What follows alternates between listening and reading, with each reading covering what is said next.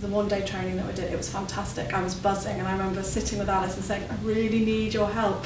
And we then had several meetings with our whole staff, the governors, but I think the best meeting that we had as a school was with the parents. So we had maybe 80% of parents attending both of the meetings that we had, and they participated fully. We found that was our most positive contribution to what we were putting into place in our school. It was brilliant. Went into a bit of a panic mode, thinking, oh my goodness, what's out there? I don't know what I can be doing. I contacted Alice, and really she brought in lots of ideas. Met me at school, was able to come in and train all of our staff, admin staff, governors, our head teachers, everybody is all on board, even our dinner supervisors. So everybody comes from a real whole school approach, and I really am very grateful to Shropshire for valuing this work. It's been a really brilliant process. I've got an email here that I actually wrote to Alice, how that she turned my feelings around towards children learning about sex at so young.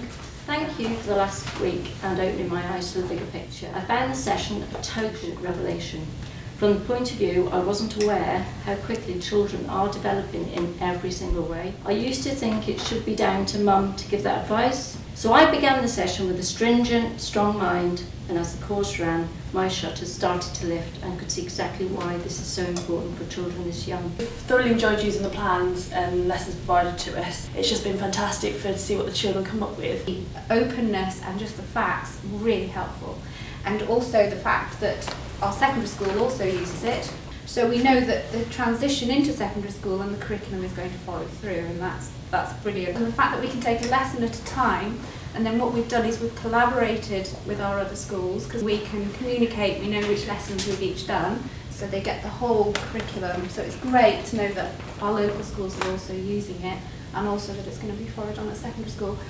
Having an opportunity to be one of the teachers involved was absolutely fantastic. With the mantra of children making good decisions through their lives, being safe, being healthy, being confident in those decisions. Whilst the colleague and I were doing that, it became very apparent that staff were very worried, mainly about terminology and using correct vocabulary.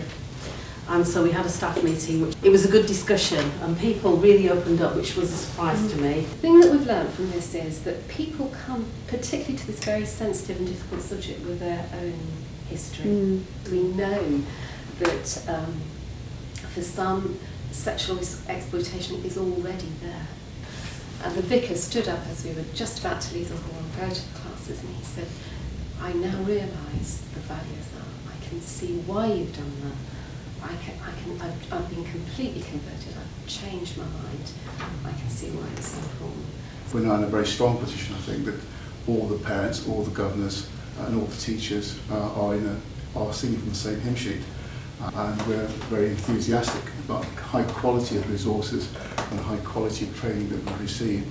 The governors particularly are very pleased now that we are delivering, or will be delivering, a high quality sex education and relationship programme. It's something which they didn't dare to hope for, say 12 months ago. And we started with the recognition that children and young people's health issues are all interconnected. Physical activity doesn't stand alone, healthy eating doesn't stand alone, mental health, sexual, these things are all interrelated into how people behave. And that although we wanted to address those three important issues of healthy eating, physical activity or physical inactivity, and sexual health, we wanted to take an approach which brings them all together, and that overarching approach is about developing skills, developing confidence, self-esteem and their ability. And that's the real strength of the Respect Yourself work, that it takes that approach so that children are then able to have the confidence to ask support and advice and help when they want it.